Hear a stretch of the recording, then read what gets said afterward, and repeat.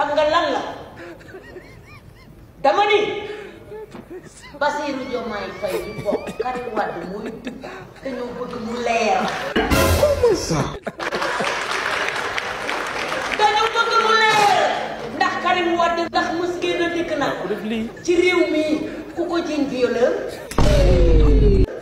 ndax Sénégal dañu ubbi suñuy bët di xool sénégalais yi laay waxal waxeewu ma ensemble rek sénégalais yi laay waxal dama ni ngeen ubbi seen bët yi ngeen xool ngeen xam ne suñu réew mi ndax ñii fi wàcc léegi war nañu yore suñu réew. Sauvage. ñun bañuñu nag élection am kenn ku ci man ku mel ni man bon bu ma xeexee yaa mën a fen suba yaa mën a fen ginnaaw suba yow moom sa taraak bi dala fee bàyyi man waxuma lool de li ngay wax ni waxuma ko man xam nga lu may waxa Coura Macky waaw ku yaatal say ngaam gars yi nag vraiment gars yi sérieux leen waay joint sérieux waay yi xeeti gémmiñ yan xeeti gémmiñ la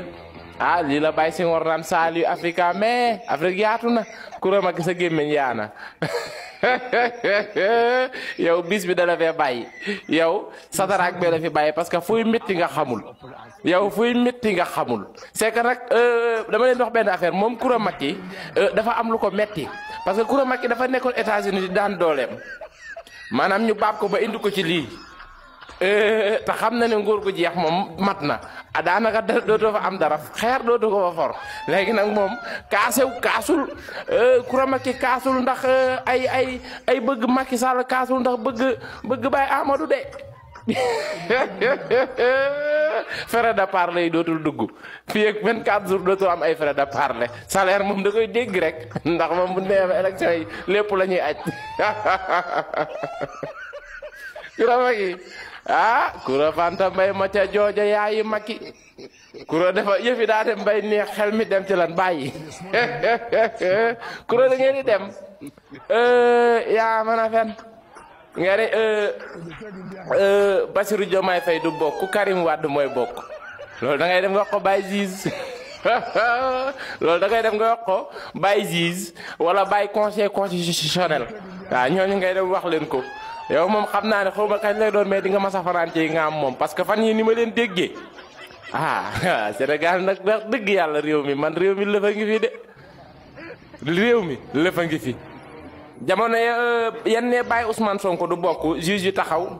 maanaam wàcce ab dogal ni kii di Ousmane Sonko xëy na mënta bokk coow la bari indi ay polémique ñoom seen bopp ñoo doon toog naan Sénégal justice bi dafa indépendant lépp lu juge dogal ci réew mi loolu mooy liy am waaw léegi Baye Ziz ni Diomaye Faye day bokk yow Coura Macky nga ni Baye Diomaye Faye du bokk Karim Wade mooy bokk barke yow mal xuloo jël basar puune bi du bokk non du bokk déedéet bay wéy na mbuus te élection yi dina am man li may wax mooy gis nga yenn maanaam député yi nga xamante ni yàlla def na fekk si nan Baye Sonko te doon ay député wala xëy na en tout cas daal député yi nga xamante ni daal ñoom am nañ cofeel ci Ousmane Sonko wala am nañ cofeel ci Bassirou Diomaye Faye nan wàññi seen tànk biir Assemblée nationale te xam naa ni dem bi nii ak élection yi ni mu jigee nii bu nee bërët ngeen talax-lax yanu seen i bagages ni salaamaaleykum biir Assemblée nationale raag lañ fee créé ëpp bët ñu aj élection yi ne ne boo ngay dégg-dëgg élection lu dul moor lu dul dese ci ñoom candidat yi mënu koo aj yéen a xam bu leen neexee sottanti leen ni asib bu kenn dee rek